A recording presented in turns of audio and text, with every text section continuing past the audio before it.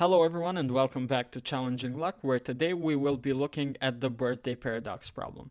This problem is quite simple, at least when you look at it. It only has one question that we must answer. How many people must a group have so that it's more likely than not that two people share a birthday? And by share a birthday, I mean that they're born in the same day, same month. It doesn't have to be the same year. So what do you think the answer is? Maybe you think it's 183, 184, which is 365 divided by 2 or 356 divided by 2. I'll give you a second to think about the answer before I reveal it to you, and the answer, as always, might surprise you. So it turns out that the answer is actually only 23 people. So we only need 23 people so that it's more likely than not that two people share a birthday. And to prove this, we'll first do a mathematical proof, as usual, using Python.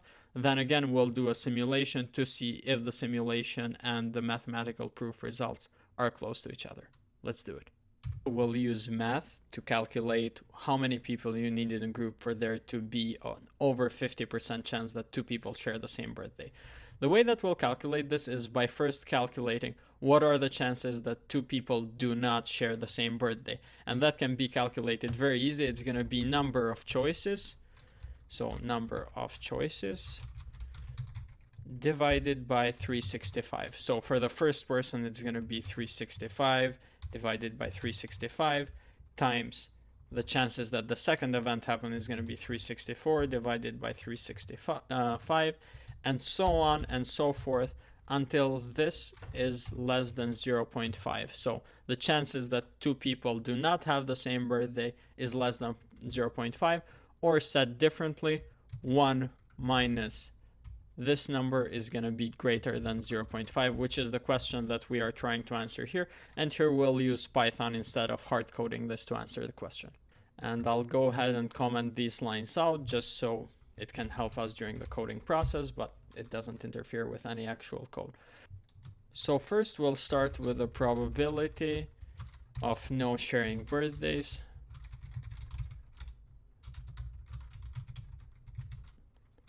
And that will be equal to 1 because it's for certain, and we start with number of people at 0. So far, so good. Now we want to go in a for loop for I in range, and we want to do 365 all the way to 1. So we're basically including every single possibility, and we want to go in -1 increments. And here's the interesting part. First of all, every time we increase the number of people by 1, so we started with 0 people, now every time we're increasing by 1. Then probability of not sharing birthdays is going to be times equal to I divided by 365. So this is pretty simple. If you look at what we did here, and if we look at the loop, you'll start with 365 over 365, then the second time 364 over 365. And now let's print the number of people, and instead of printing the probability for not sharing, let's print 1 minus that, which would be the probability that two people share a birthday. But we need to stop this loop if the chances are over 50%.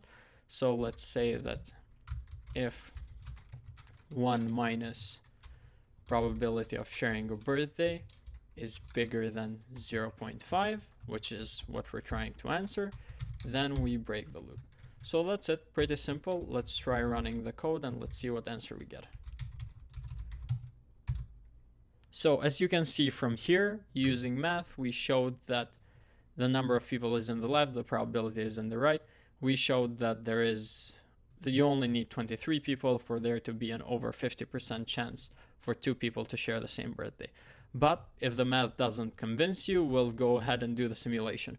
For the simulation part, I've written it beforehand just so I don't have to make this video super long. So I will just go ahead and copy paste the code and just go over it with you. So I copied the code that I had written before, and I'll go ahead and explain what's happening here. I broke it down into functions just because it's easier to work with. So first I started by defining a function called random birthday. This function will choose a random day in the year that we're in. That's why I'm using date to day. And then I'm replacing the day to be January 1st And for the end date, I'm using the date to be December 31st. And then I choose a random day within this start and this end date. And then I return a string. Pretty simple. And this is the part where we actually simulate the probability. And here I start simulating from 1 person up to 365 people. So we start with number of people in range 1 through 365. We count the number of successful events every time. We start with 0. Number of repetitions, I made it 10,000 times this time just because it's faster. And for X in number 0 to repetitions, we create a list called all birthdays. This is an empty list. And then for I in range 0 to number of people, we select a random birthday. And if the birthday is in all birthdays, the number of successful events is plus equal 1. And then we break out of the loop because we have our successful event. Otherwise, add this to the list of birthdays. Pretty simple. At the end, we print the number of people and number of successful events divided by the repetitions times 100, just so we can turn this into percentage. And then one of the most important things, just so we don't have to go through all 365 numbers, we say that if the number of successful events divided by the number of repetitions is bigger than 0.5, then break out of this loop. This basically means that if the scenario is met, if the question is answered where we have more people, then it's more likely that they'll share the same birthday, then break out of this loop. So let's try running it now. We need to call this function. I wrote it as a function. So let's just call it calculate simulated probability. Save it and let's see what we get. So as you can see in the left, this is taking a little longer than the first one, but you can see that the probabilities are going on. 14 people, 15 people, 25%, so on and so forth. And I'll show you a graph at the end of it to show how close the actual probabilities are. But as expected, the simulation stopped at 23 people when the probability reached over 50%. So let's look at the graph now to see how close the actual numbers that we simulated are with the real probabilities. So here's the graph that I created using the numbers that we got from the real and simulated probability.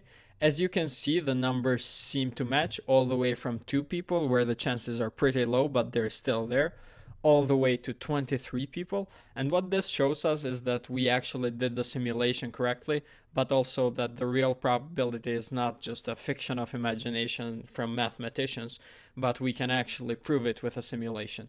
So I will add this code to GitHub, and you'll feel free to play around it as you wish, and you can try more experiments.